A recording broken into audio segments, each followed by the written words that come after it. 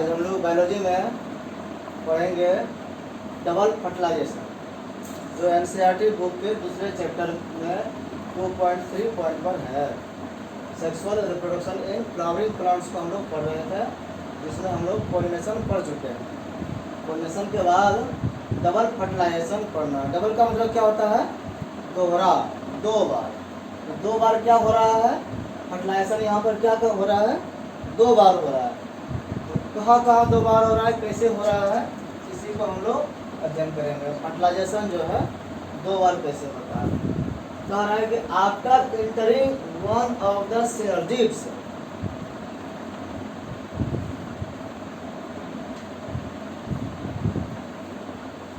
Male gamete जो गया था, कितना गया था? यहाँ पर 3 जो सेल था, एक सेल था माइक्रोपाइलर तरफ था ना, और 2 कोशिका क्या था? वो था सिनर्जिड, सहायक कोशिका कहते हैं। इसमें फिलीफॉर्म ऑपरेटस बना हुआ था। तो इसमें जो मेल गैमीट आया पोलन ट्यूब से, क्या वो उसमें मेल गैमीट आया? 2 गो गैमीट आया था, और एगो आया था वेजिटेटिव सेल।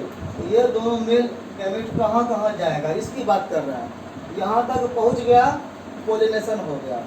पोलिनेशन के बाद अब क्या क्रिया है उसको हम लोग देखेंगे। After entering one of the synergids, one male gametes जो है जब सिनर्जिड्स में एंट्री किया तो क्या होता है? The pollen tube release the 2 male gametes. ये जो पोलन ट्यूब जैसे इसमें घुसता है, इसमें सिनर्जिड सेल में, इस दोनों में से किसी एक में जाएगा।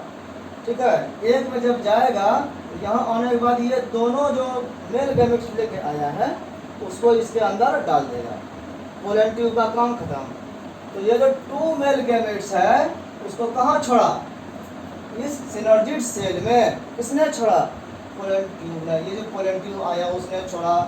कहाँ पर? Into the cytoplasm of the synergid. ये जो सिनर्जिड सेल है, सहायक कोशिका, इसके साइटोप्लाज्म में जाके छोड़ दिया। इसके कोशिका के भीतर में छोड़ दिया। साइटोप्लाज्म बोलते हैं जिसको, कोशिका द्रव्य बोलते हैं। इस द्रव्य में जाके छोड़ा। अब ये यहाँ पर से 2 मेल गैमेट आया, तो ये कहाँ कहाँ जाएगा, उसके आधार पर क्या क्रिया है उसको देखेंगे। तो पहला क्रिया है सिंगेमी। सिंगेमी क्या है? एक मेल गैमेट यहाँ से जाकर के इस एग से मिल जाएगा। ठीक है, ये हो गया सिंगेमी। एक मेल गैमेट जो यहाँ से गया, यहाँ जो 2 पोलर पर है ना, ध्रुवीय जो न्यूक्लियस है या केंद्रक है, इससे आके एक मेल गैमेट मिल जाएगा। तो ये हो जाएगा ट्रिपल फ्यूजन, त्रिसंलयन। 2 पहले से था, एक यहाँ से पहुँच गया, तो कितना हो गया? 3। इसी को देखते हैं। यहाँ पे एक था, एक गया तो 2 हो गया, और यहाँ पर हो गया 3। तो 2 फर्टिलाइजेशन हुआ। एक फर्टिलाइजेशन यहाँ पर हुआ, एक फर्टिलाइजेशन यहाँ पर हुआ, एक सेल के पास, एक पोलर न्यूक्लियाई के पास। तो इस यही दोनों को मिला करके कहते हैं डबल फर्टिलाइजेशन। तो पहला फर्टिलाइजेशन क्या है? सिंगेमी है, जिसको हिंदी में क्या कहते हैं? युग्मक संलयन या युग्मक संगलन, ये भी कहते हैं। तो युग्मक कौन कौन है? एक यहाँ एग है, और एक ये मेल गैमेट आया पोलन के द्वारा, पोलन। तो ये दोनों मिला, तो ये युग्मक जो संलयन किया, जो मिला, इसको कहते हैं सिंगेमी। क्या है इसमें? 1 male gametes move towards the egg cell. Egg cell की तरफ एक मेल गैमेट गया and fuses with its nucleus. इसके न्यूक्लियस के साथ, चूंकि न्यूक्लियस गया है तो मिल जाएगा, तो न्यूक्लियस मिलेगा। This fusion is called syngamy. ये जो मिलने की क्रिया है इसको कहते हैं सिंगेमी। दिस रिजल्ट्स इन, इसका रिजल्ट क्या होगा? इससे क्या बनेगा? फॉर्मेशन ऑफ, फॉर्म होगा, बनेगा a diploid cell called the zygote. इससे क्या बनेगा? डायप्लॉइड मतलब 2n वाला, एक n था और एक n गया तो 2n हो गया, इसीलिए इसको कहते हैं जाइगोट। को क्या कहते हैं? 2n मतलब डायप्लॉइड। जाइगोट जो बनता है वो क्या हुआ? तो डायप्लॉइड सेल बना, जिसको जाइगोट कहते हैं। अब ट्रिपल फ्यूजन यहाँ पर क्या होता है? तो ट्रिपल फ्यूजन कहा जा रहा है त्रिसंलयन। It is the fusion of 3 haploid nuclei. 3 आधा आधा न्यूक्लियस समझो मिल रहा है, 2 को आधा आधा यहाँ है NN और एक N गया, तो यही है 3 हैप्लॉइड न्यूक्लियाई के मिलने की क्रिया को कहते हैं कहाँ पे, एट सेंट्रल सेल। ये जो इसका सेंट्रल में जो सेल है यहाँ पर मिलने की क्रिया है। इसमें क्या होता है, सेकेंड मेल गैमेट्स, पहला तो यहाँ मिल गया, दूसरा जो मेल गैमेट है moves towards the 2 polar nuclei. 2 polar nuclei यहाँ पर बैठा है, वहाँ पर वो मूव किया एंड फ्यूजेज उसके साथ मिल गया। देन क्या होता है, produce a triploid primary endosperm nucleus. तब यहाँ पर क्या बना, तो ट्राइप्लॉइड बना। क्या इसमें न्यूक्लियस है, 1 2 3 न्यूक्लियस मिलकर के बना, इसको बोलते हैं ट्राइप्लॉइड। ये था डाइप्लॉइड, ठीक है। तो ये हो गया 2 बार 2N, ये हो गया 3N, यही अंतर है। तो ट्राइप्लॉइड हो गया। तो ये जो बनता है, ये जो बनेगा इसको कहते हैं एंडोस्पर्म। क्या बोलते हैं, एंडोस्पर्म। मतलब ये क्या है, इसको हिंदी में भ्रूण कोश, ये है खाना, और ये क्या है, ये भ्रूण बनेगा, एम्ब्रायो बनेगा, बाद में यही सीड बनेगा। तो ये इसके लिए खाना है ये।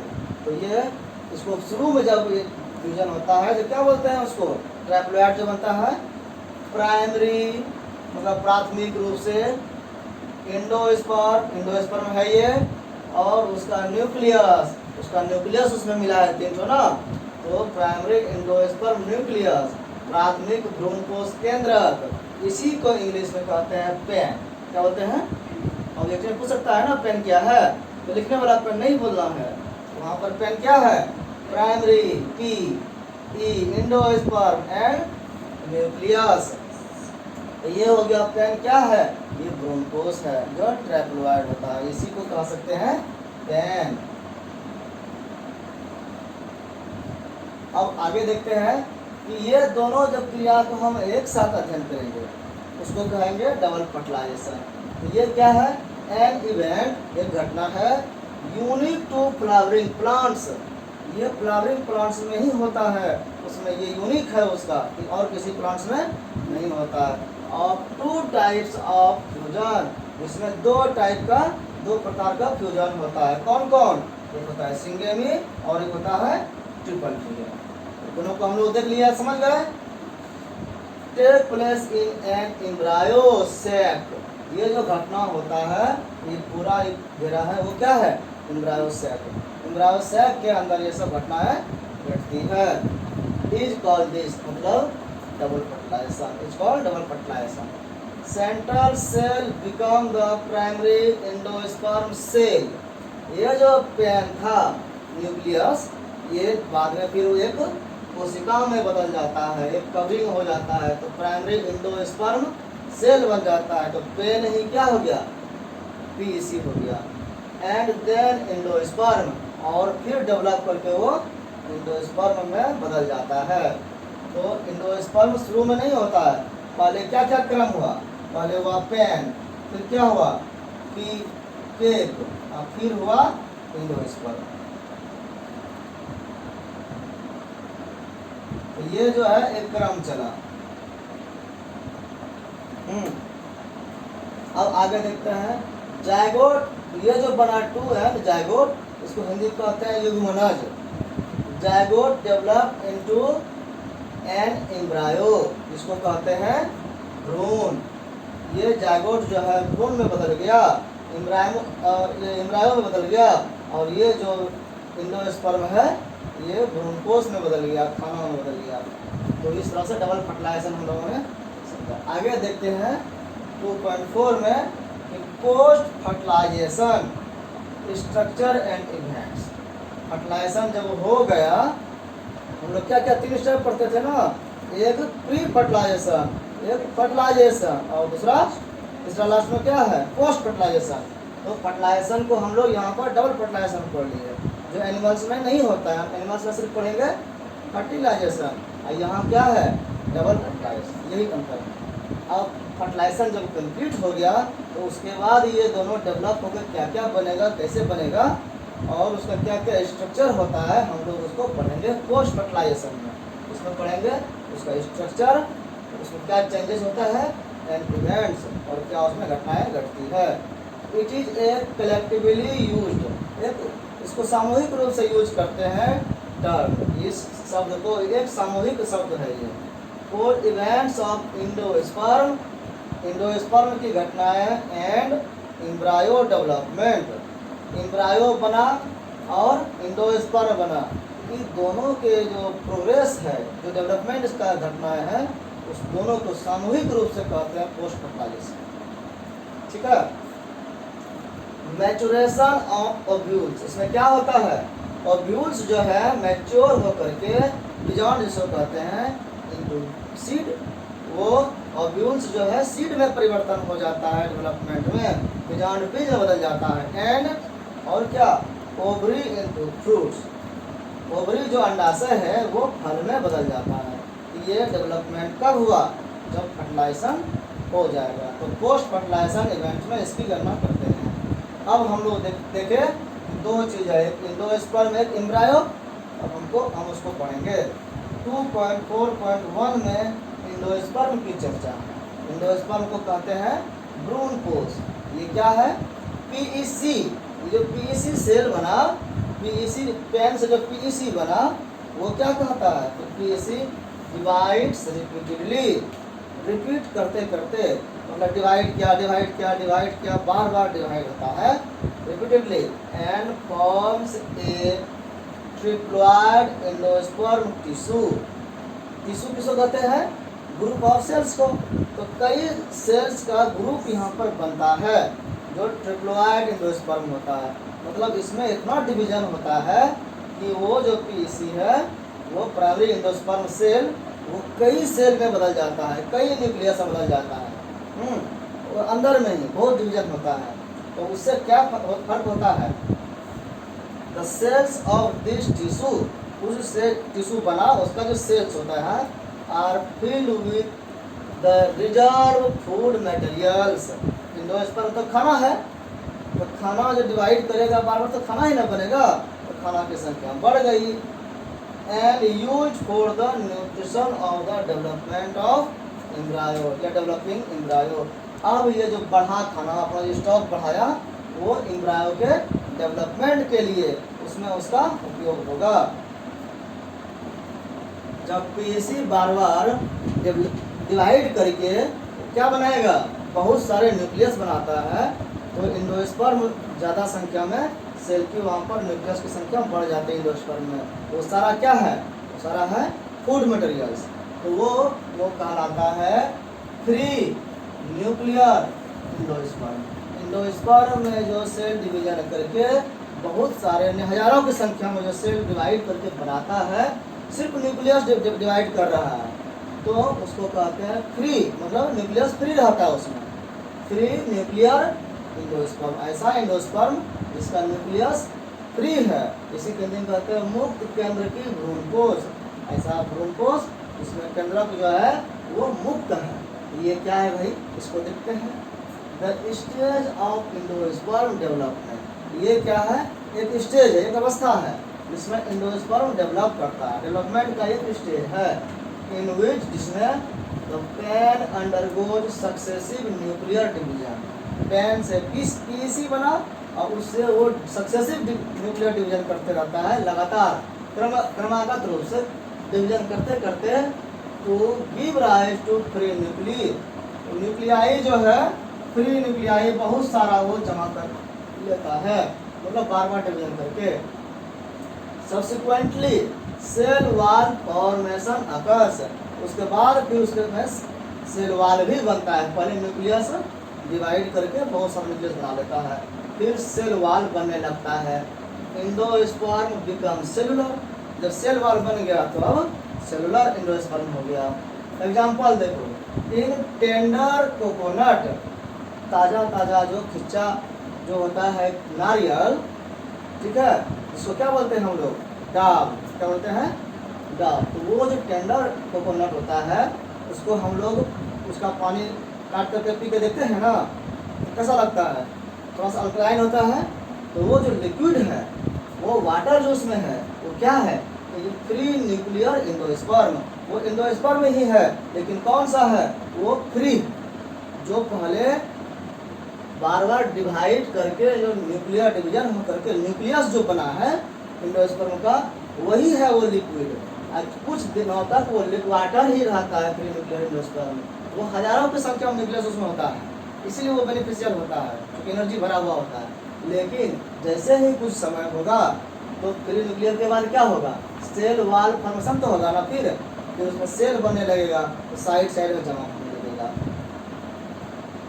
एंड सराउंडिंग वाइट कर्नेल, जब उसके चारों तरफ जो है सेल बन करके वाइट जमा हो जाता है कर्नेल गुद्दा, तो इज द सेलुलर एंडोस्पर्म। वो क्या है? वो सेल बना हुआ है, वो ग्रुप ऑफ सेल्स है, वो टिश्यू है जो पीईसी है। पीईसी समझो, बीच वाला पानी क्या हुआ? PEN हुआ, और वो जो किनारे किनारे गुद्दा है वो क्या हुआ?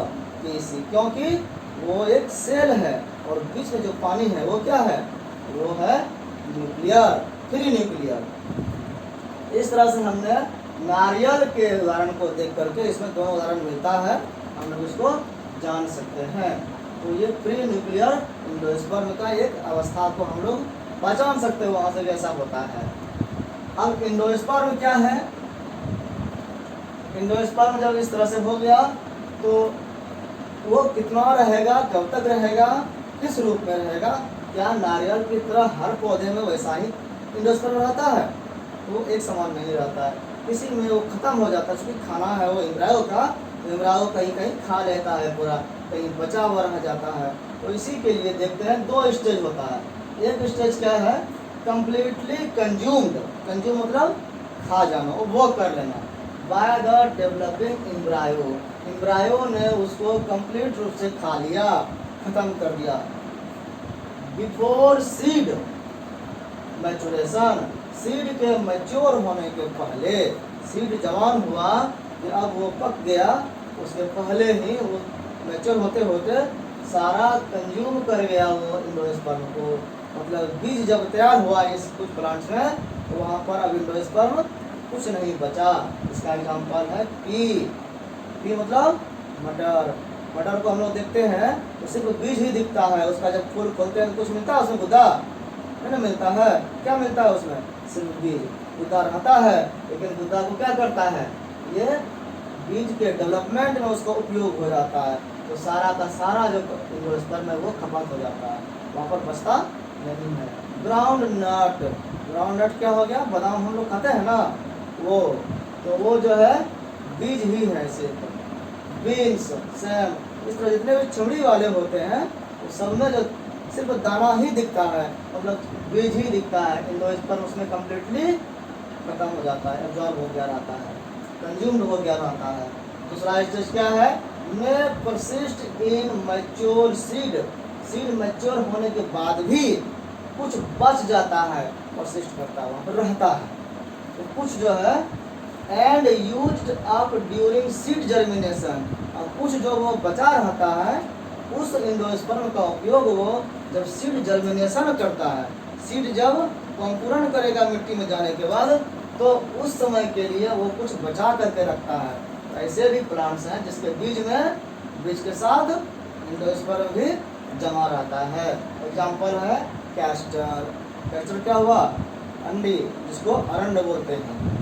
कोकोनट, कोकोनट में देखिए अरंड जो होता है, देखिए उसका बीज ऐसे खोलोगे ना, पहले ऐसे कवर रहता है, छोटा छोटा रहता है, काला काला, उसको थोड़ा नाखून से तोड़ना पड़ता है। जब उसका हार्ड कवर बीज का खोलेंगे तो भीतर में वाइट और बहुत फैटी, बहुत वायली रहता है। वो उसका उपयोग जो हम लोग बचपन में देखते थे, ढोलक में लगाने के लिए किया जाता था, तबले में, ढोलक में उसको लगाया जाता था गार बना करके। बहुत उसमें तेल होता है, वाइट होता है। तो वो है क्या? वो एंडोस्पर्म है। जब उस बीज को मिट्टी में डालते हैं तो बीज में अंकुरण होता है ना, अंकुरण होने की शक्ति चाहिए उसको, एनर्जी कहाँ से लेगा? तो उसके लिए वो खाना उसमें रखा हुआ है। इस तरह से हमने देखा एंडोस्पर्म का उपयोग कौन करता है, एम्ब्रायो। अब 2.4.2 में हम लोग देखते हैं एम्ब्रायो क्या है। एम्ब्रायो जो भ्रूण है, जिसको क्या कहते हैं, भ्रूण। अब एंडोस्पर्म का डेवलपमेंट पढ़ लिए, और एम्ब्रायो का डेवलपमेंट कैसे होता है, इसका स्टेज क्या क्या है। तो embryo develops at micropylar end. ये जो है हम लोग जो देखते हैं, एक इस तरह से जो यहाँ पर 3 था ना, और इधर भी 3 था, और बीच में था ध्रुव, पोलर ध्रुव, न्यूक्लियाई। अब इधर से जो जहाँ पर ये छेद था, वही छेद को ना बोलते हैं माइक्रोपाइलर एंड। तो इधर से ना गया तो एग यहाँ पर रहता है अंडा। जब एग यहाँ है तो यहीं पर ना एम्ब्रायो बना, इसीलिए कह रहा है एम्ब्रायो जो बनेगा डेवलप्स कहाँ करेगा, एट माइक्रोपाइलर एंड। उस तरफ नहीं करेगा, एंटीपोडल तरफ नहीं करेगा, इस तरफ करेगा, माइक्रोपाइलर तरफ। ऑफ द एम्ब्रायो से, एम्ब्रायो से के माइक्रोपाइलर एंड जिस तरफ होगा, एम्ब्रायो उधर ही डेवलप करेगा। क्यों करेगा, क्योंकि यहीं पर फर्टिलाइजेशन हुआ, यहीं पर जायगोट बना है, इसलिए यहीं पर डेवलपमेंट उसका एम्ब्रायो का होगा। Most zygote divide only after certain amount of endosperm is formed. कुछ मात्रा में जब एंडोस्पर्म बनता है तभी जायगोट जो है वो डिवाइड करता है, मतलब खाना उसका पहले बनता है और तब ये जायगोट अपना डेवलपमेंट करता है। ये है प्रोसेस। ये नहीं कि ये मिला तो पहले डिवीजन करना शुरू कर दे, ये इंतजार करता है कि डबल फर्टिलाइजेशन जब वहाँ पर ट्रिपल फ्यूजन होगा, तो ट्रिपल फ्यूजन होगा तो उसमें खाना बनने लगेगा। खाना जब कुछ थोड़ा सा बनेगा तब ये जायगोट अपना डेवलपमेंट करेगा। एम्ब्रायो बाद में बनता है, पहले भ्रूणकोष बनता है। तो मोस्ट जायगोट जो है ये बाद में डिवाइड करता है, और इस तरह से एडेप्टेशन होता है उसमें, इस तरह अनुकूल बना के रखता है कि पहले एंडोस्पर्म बन जाए तब जायगोट डिवाइड करेगा। अब इसमें कुछ कुछ वर्ड है। एक वर्ड है एम्ब्रायोजेनी। किसको कहते हैं, embryogeny, the early stage of embryo development. ये क्या है, एक अवस्था है। एम्ब्रायोजेनी का मतलब एम्ब्रायो का डेवलपमेंट। तो अर्ली स्टेज है, प्रारंभिक अवस्था है किसका, एम्ब्रायो डेवलपमेंट का। ये कैसा होता है, सिमिलर इन बोथ, मतलब दोनों में एक समान होता है। कौन कौन सा दो तरफ का पौधा होता है, एक होता है मोनो, एक होता है मोनो, और दूसरा होता है डाइकोटाइलेडॉन्स। कोटाइलेडॉन्स जो है ये वर्ड है, और मोनो अगर एक पत्ती वाला है और डाई जब 2 पत्ती वाला है, तो दोनों के लिए कोड में लिख दिया वहाँ पे। तो मोनोकोटाइलेडॉन या डाइकोटाइलेडॉन्स दोनों में एम्ब्रायोजेनी होता है, मतलब early stage of embryo development का प्रोसेस एक समान होता है। क्या है वो अर्ली स्टेज, वो है सबसे पहले क्या बनता है, जायगोट। जायगोट से क्या बनेगा, प्रो एम्ब्रायो, एम्ब्रायो की पहले अवस्था। एम्ब्रायो जब बन जाएगा तब क्या बनेगा, ग्लोबुलर एम्ब्रायो। ग्लोबुलर एम्ब्रायो बन जाएगा तो क्या बनेगा, हार्ट शेप एम्ब्रायो। ये स्टेज है, हार्ट शेप एम्ब्रायो बनेगा तो क्या बनेगा, तब जाके मैच्योर एम्ब्रायो बनता है। एम्ब्रायो बनने के लिए ये कितना स्टेप हुआ, 1 2 3 4 5 स्टेप है। 5 स्टेप को हम लोग फिगर में मोटा मोटी इस तरह से समझ सकते हैं। क्या है वो कि एक ये जायगोट है, जायगोट है पहला स्टेप, इसमें डिवीजन शुरुआत हुआ तो क्या हो गया, प्रो एम्ब्रायो। दूसरा स्टेप, तीसरा स्टेप क्या है, ग्लोबुलर, ग्लोब की तरह गोल आकार का। ये जो ऐसे था ये गोल गोल डम्बल जैसा बन गया, ये क्या हो गया, ये सेल डिवीजन करके बन रहा है, सब सेल है, ये ग्लोबुलर स्टेट में हो गया। ये डिवीजन जब थोड़ा और होता है ये थोड़ा सा लंबा होकर के 2 भाग में बट गया, बटा है ना, ये हो गया हार्ट शेप। ये हार्ट इसी तरह से होता है, दो आले में 2 नीले रहता है, जैसे लटकाव दोनों तरफ से रहता है। ये हार्ट शेप एम्ब्रायो बोलते हैं।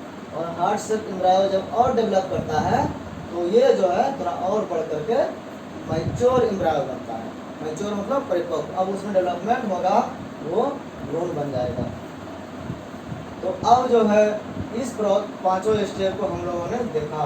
क्या क्या नाम है, सस्पेंसर कहते हैं इस पतले वाले भाग को, ऊपर वाले भाग को रेडिकिल, ये जो जहाँ से ये अलग होता है, ये जो टर्निंग है, ज्वाइनिंग पॉइंट, इसको कहते हैं प्लूमली। और ये जो है, ये दोनों क्या है, कोटाइलेडॉन।